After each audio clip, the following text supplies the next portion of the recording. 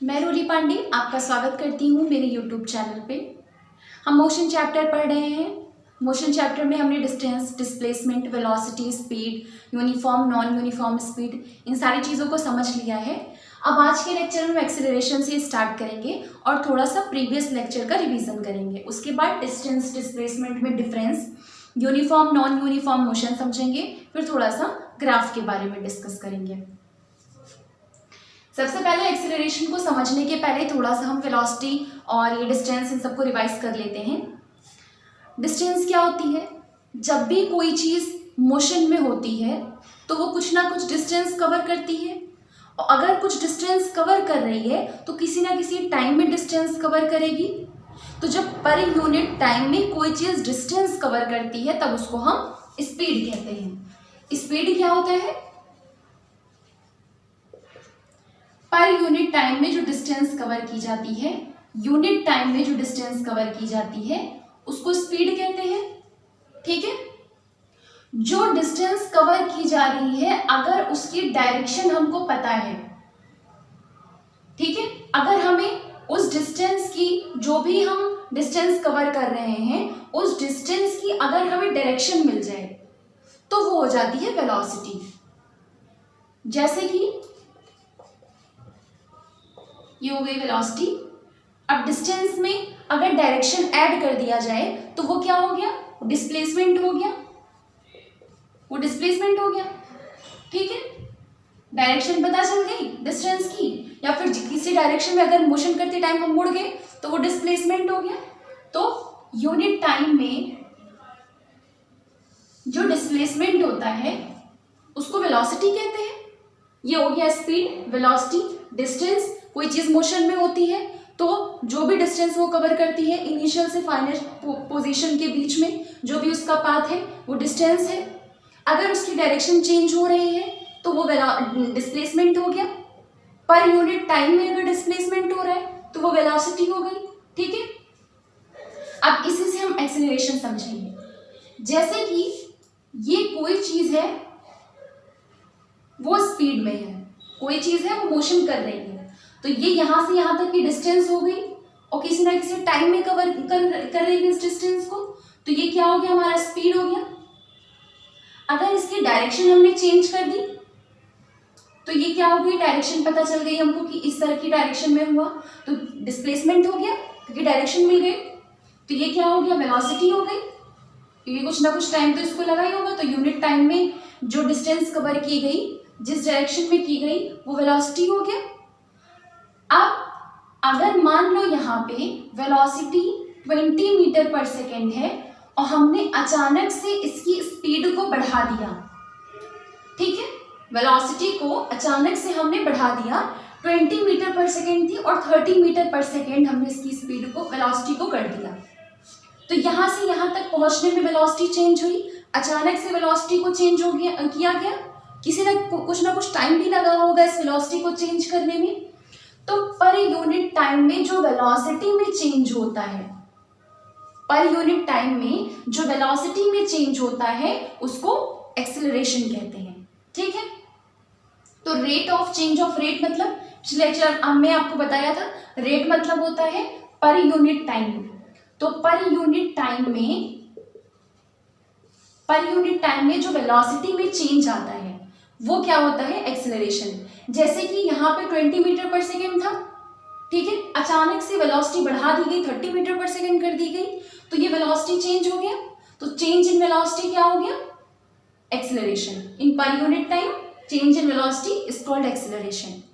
ठीक है, अब एक्सेलरेशन, हमारी एक्सेलरेशन। अब इसकी यूनिट क्या होती है?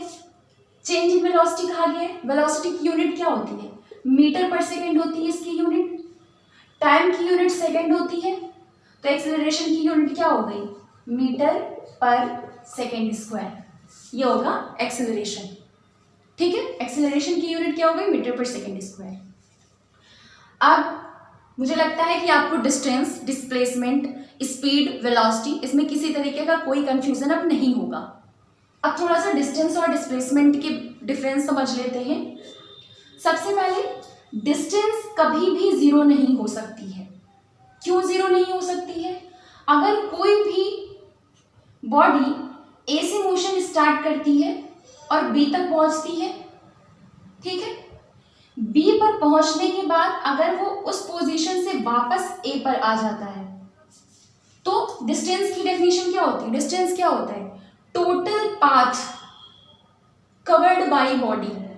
यहां से यहां तक मान लो 10 मीटर की डिस्टेंस थी, तो जितना जाने में लगा उतना ही आने में भी लगेगा, तो 10 + 10 कितना हो जाएगा? 20 मीटर हो गया, ठीक है। जिस पॉइंट से चला था उसी पॉइंट पे वापस आ गया, लेकिन डिस्टेंस क्या हो गया? क्योंकि हम टोटल पाथ का मेजरमेंट लेंगे, तो टोटल पाथ कितना हो गया? 10 + 10 20, तो जीरो नहीं हो सकती, इसीलिए डिस्टेंस कभी भी जीरो नहीं हो सकती है। लेकिन डिस्प्लेसमेंट जीरो हो सकता है। कैसे हो सकता है?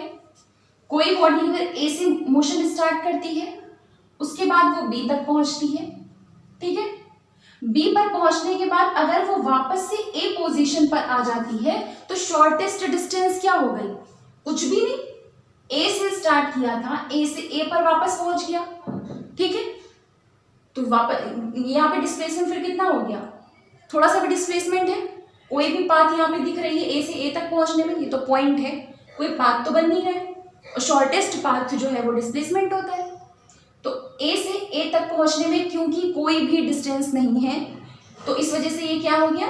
जीरो, डिस्प्लेसमेंट जीरो हो सकती है। अगर कोई बॉडी इनिशियल पोजीशन से स्टार्ट करती है मोशन और वापस से उसी पोजीशन पे पहुंच जाती है, तो वहां पे हमेशा डिस्प्लेसमेंट जीरो हो जाता है। डिस्टेंस कभी भी नेगेटिव नहीं हो सकती है। क्यों नहीं हो सकती है डिस्टेंस नेगेटिव?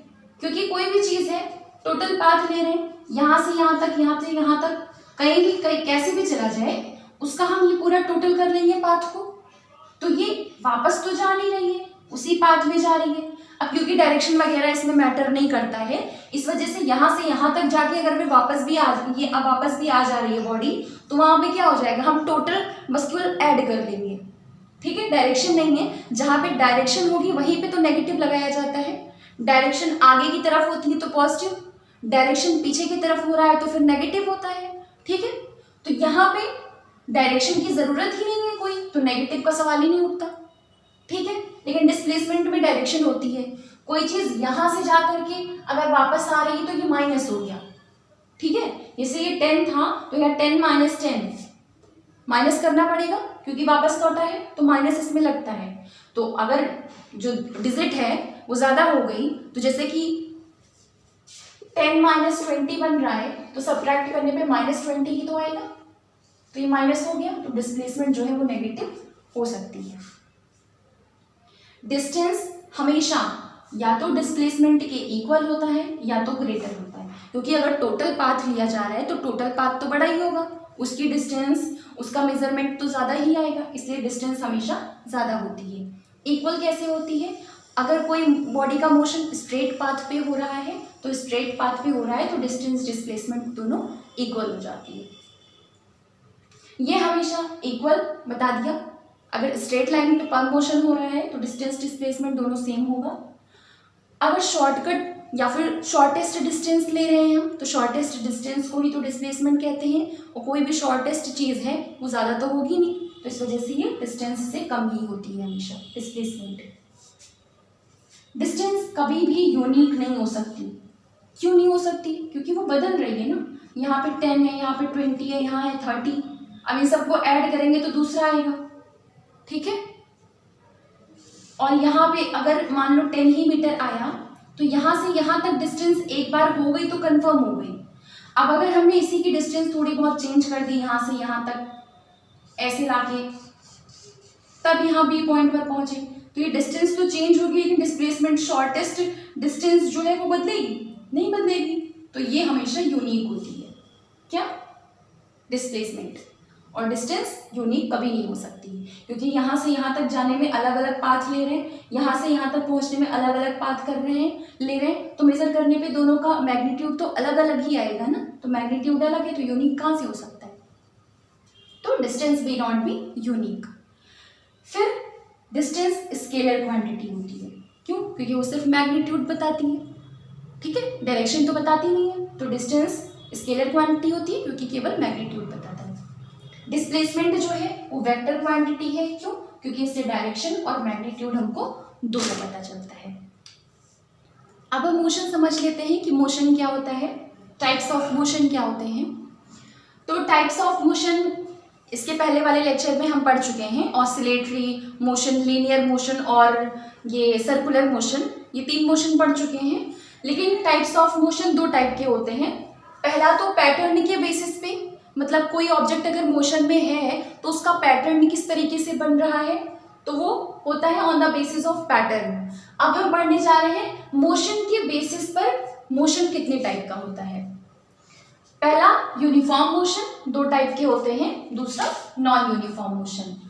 यूनिफॉर्म मोशन को हिंदी में एक समान गति कहते हैं और नॉन यूनिफॉर्म मोशन को हिंदी में असमान गति कहते हैं। यूनिफॉर्म मोशन क्या होता है? कवर्स, अगर कोई body equal interval of time में इक्वल डिस्टेंस कवर कर लेती है तब उसे यूनिफॉर्म मोशन कहते हैं। जैसे कि कोई बॉडी है वो 10 मीटर की डिस्टेंस कवर करती है, ठीक है, उसके बाद 20, फिर 30, फिर 40, तो 10 से 20 जाने में कितने मीटर का डिस्टेंस हुआ? 10, ठीक है। 20 से 30 मीटर तक जाने में कितने का डिफरेंस हुआ? 10 मीटर का। 30 से 40 जाने में कितने मीटर का डिफरेंस हुआ? 10 मीटर का, ठीक है। ऐसे ही टाइम को देख लेते हैं, 5 to 10 सेकेंड्स लगे, तो 5 to 10 मतलब 5 का डिफरेंस हो गया, 10 to 15 मतलब 5 का डिफरेंस हो गया, और 15 to 20 मतलब कि 5 का डिफरेंस हो गया, ठीक है। तो 10 मीटर 5 सेकेंड्स में कवर किया, फिर अगला 10 मीटर भी 5 सेकेंड में कवर किया, फिर अगला 10 मीटर भी 5 सेकेंड में कवर किया। तो इक्वल डिस्टेंस को कवर किया in equal interval of time, ठीक है। तो अगर कोई बॉडी इक्वल डिस्टेंस कवर करती है इक्वल इंटरवल ऑफ टाइम में तब उसको यूनिफॉर्म मोशन कहते हैं, ठीक है। इसमें टाइम क्या है? कांस्टेंट रहता है, मतलब कि चेंज नहीं होता है, डू नॉट चेंज। टाइम क्या है? कांस्टेंट रहता है, टाइम चेंज नहीं होता है। 5 सेकेंड यहाँ भी है, 5 सेकेंड यहाँ भी है, 5 सेकेंड यहाँ भी है। अब इसको ग्राफ के थ्रू समझ लेते हैं। कोई बॉडी 10 मीटर की डिस्टेंस है, फिर 20 पर गई, फिर 30 पे गई, फिर 40 पे गई। 10 मीटर 5 सेकेंड में कवर किया, 20 मीटर 10 सेकेंड में कवर किया, 30 मीटर 15 सेकेंड में कवर किया, 40 मीटर 20 सेकेंड में कवर किया। डिफरेंस कितने कितने का है? 5-5 सेकेंड का डिफरेंस हो गया, ठीक है। अब इससे अगर हम कर्व बनाए, पाथ बनाए, तो कैसी बन रही है? स्ट्रेट लाइन बन रहा है। तो ये स्ट्रेट लाइन का ग्राफ है हमारा, ठीक है। स्ट्रेट लाइन जो कि एक्स एक्सिस के पैरेलल नहीं है, ऐसी स्ट्रेट लाइन जो कि एक्स एक्सिस के पैरेलल नहीं है, तो किस टाइप का मोशन होगा? वो यूनिफॉर्म मोशन बनेगा, ठीक है। ये हमारा हो गया यूनिफॉर्म मोशन। अब नॉन यूनिफॉर्म मोशन समझ लेते हैं। अगर कोई बॉडी इक्वल डिस्टेंस को अनइक्वल इंटरवल ऑफ टाइम में कवर करती है तब उसे नॉन यूनिफॉर्म मोशन कहते हैं। जैसे कि कोई बॉल है, अगर वो नीचे आके गिरती है तो यहां से यहां तक 10 मीटर हो गया मान लो, और इसको पहुंचने में यहां कितना टाइम लगा? 2 सेकेंड्स मानने लगे, ठीक है। जब पहली बार नीचे ग्राउंड पे जाएगी तो थोड़ा सा फिर हाइट पर ऊपर पहुंचेगी, मान लो यहां तक पहुंची दूसरी बार, फिर वो नीचे आई, ठीक। तो ये मान लो डिस्टेंस हमारी हो गई 5 मीटर। इसको केवल 1 ही सेकेंड में कवर कर लिया, इसको थोड़ा सा बढ़ा देते हैं, 5 सेकेंड में मान लो कवर कर लिया, और इसको 3 सेकेंड्स में कवर किया, ठीक। उसके बाद तीसरी बार जब यहां से बॉल ऊपर गई तो केवल 3 मीटर था और 3 मीटर को 0 सेकेंड्स में कवर कर दिया। 10 मीटर 5 सेकेंड्स में, 5 मीटर 3 सेकेंड्स में, और 3 मीटर 0 सेकेंड्स में। अब देखो यहाँ पे ये 10 मीटर है, 10 to 5 कितने का डिफरेंस हो गया? 5 मीटर का डिफरेंस हो गया, ठीक है। 5 to 3 मीटर कितने का डिफरेंस हो गया? 2 मीटर का डिफरेंस हो गया, ठीक। और यहाँ पे 5 सेकेंड है, 5 सेकेंड से 3 सेकेंड में 2 सेकेंड का डिफरेंस हो गया, और 3 सेकेंड से 0 सेकेंड में कितने का डिफरेंस हो गया? 3 ही का डिफरेंस हो गया, 3 सेकेंड का। तो मोशन इक्वल है? नहीं। टाइम इक्वल है? नहीं। अगर इसी को इक्वल होने के लिए समझे, इक्वल मोशन के लिए समझे, इक्वल डिस्टेंस के लिए समझे, तो 10 मीटर की डिफरेंस, ये 10 to 20 पहुंचने में 10 मीटर का डिफरेंस हुआ, 20 to 30 पहुंचने में 10 मीटर का डिफरेंस हुआ, और 30 to 40 पहुंचने में भी 10 मीटर का डिफरेंस हुआ। लेकिन टाइम क्या है? 5 to 15, 10 का डिफरेंस आ गया। 15 to 20 5 ही मिनट में पहुंच गया, 5 ही सेकेंड में, और 20 to 30 10 सेकेंड्स में। तो ये डिस्टेंस इक्वल है, लेकिन टाइम जो लग रहा है वो कैसा है? अनइक्वल है। तो अगर इक्वल डिस्टेंस को अनइक्वल इंटरवल ऑफ टाइम में कोई बॉडी कवर करती है, तब उसे नॉन यूनिफॉर्म मोशन कहा जाता है, ठीक है। अब इसमें स्ट्रेट लाइन कर्व नहीं बनेगा, क्योंकि पहले जब 10 मीटर की डिस्टेंस कवर की तब वो 5 पे था, ठीक है। 20 मीटर की डिस्टेंस कवर की तब वो 15 पे है, ठीक। 30 तब वो 20 सेकेंड्स में पहुंचेगा, ठीक। अब यहाँ पे इक्वल बन रहा है? नहीं हो रहा है। 40 है, वो 30 सेकेंड्स में, तो ये यहाँ से ये गया, फिर यहाँ से गया, फिर यहाँ से, तो ये टेढ़ा बनेगा इसका, ठीक है। तो ये स्ट्रेट लाइन नहीं बन पाएगी। क्यों? क्योंकि इसका जो ये है हमारा टाइम है वो अनइक्वल है।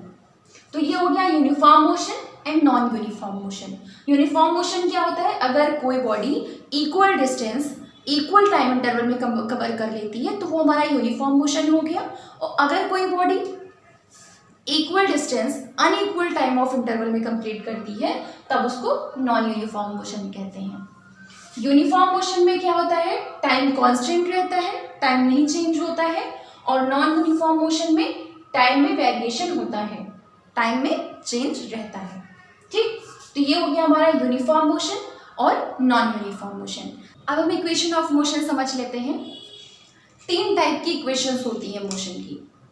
सबसे पहले v is equal to U plus A T, दूसरी हमारी s is equal to U T plus half A T square, और थर्ड इक्वेशन ऑफ मोशन है v square is equal to U square plus 2as। u क्या है? Initial velocity, initial velocity, प्रारंभिक वेग,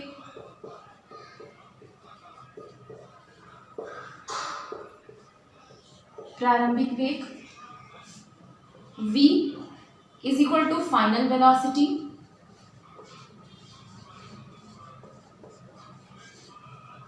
अंतिम वेग,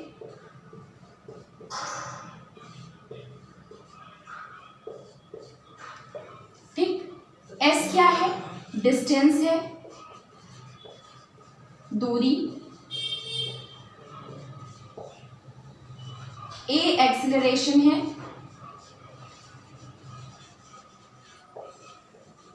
त्वरण, ठीक है। a एक्सीलरेशन है, त्वरण, और t टाइम, समय, ठीक है। अब हमारी जो पहली इक्वेशन ऑफ मोशन है वो जो एक्सीलरेशन का फॉर्मूला है initial velocity plus final velocity upon T, इसी से आया है। यहाँ पे क्रॉस मल्टीप्लाई कर दीजिए तो ये क्या हो जाएगा? A T is equal to U plus V, ठीक। अब u को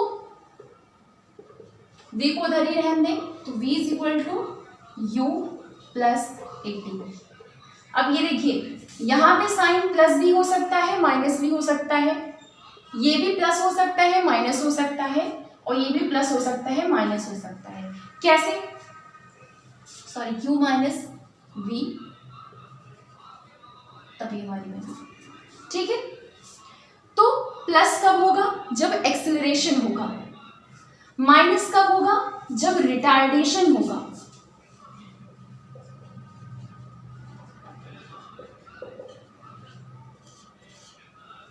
रिटार्डेशन होगा तब नेगेटिव साइन लगेगा, ठीक। एक्सेलरेशन होगा तब वहां पे पॉजिटिव साइन लगेगा। क्यों? क्योंकि एक्सेलरेशन जो होता है वो वेलोसिटी को आगे की डायरेक्शन में बढ़ाने के लिए यूज किया जाता है। पर यूनिट टाइम में जब वेलोसिटी को आगे की डायरेक्शन में बढ़ाया जाता है तब उसे एक्सेलरेशन कहते हैं, और पर यूनिट टाइम में जब वेलोसिटी को पीछे की तरफ बढ़ाया जाता है तब फिर वो क्या होता है, रिटार्डेशन होता है। तब वहां पे प्लस नहीं माइनस लगता है। ये आपकी 3 इक्वेशंस हैं। इन्हीं 3 इक्वेशंस के थ्रू केवीएस में या फिर सुपरटेट में या फिर जो भी एग्जाम्स होते हैं उन सारे में मतलब क्वेश्चन जो बनेंगे आपके इन 3 उससे, तो ये इक्वेशन से नहीं आएंगे, इनसे बेस्ड न्यूमेरिकल्स पूछे जाएंगे जिनमें आपको सॉल्व करना पड़ेगा। तो अगर आपको ये सारे टर्म्स अच्छे से पता है तब आप न्यूमेरिकल में क्या पूछा गया है आप अच्छे से समझ पाएंगे। उन सारी वैल्यूज को डायरेक्ट रख दीजिए और जो पूछा गया है उसको सॉल्व करके निकाल दीजिए। तो आज के लेक्चर में इतना ही। अब नेक्स्ट लेक्चर में हम ग्राफिकल रिप्रेजेंटेशन पढ़ेंगे मोशन का। इसके अलावा इस पे based numericals, distance, displacement, velocity, speed, इन सब से जो भी न्यूमेरिकल्स आते हैं प्रीवियस ईयर के क्वेश्चन के जो होंगे वो भी करा दूंगी। इसके अलावा मॉडल पेपर जो होते हैं या एक्स्ट्रा जो एनसीईआरटी क्वेश्चंस होते हैं उनके भी न्यूमेरिकल्स आपको मैं करा दूंगी। आज के लिए इतना ही। Thank you.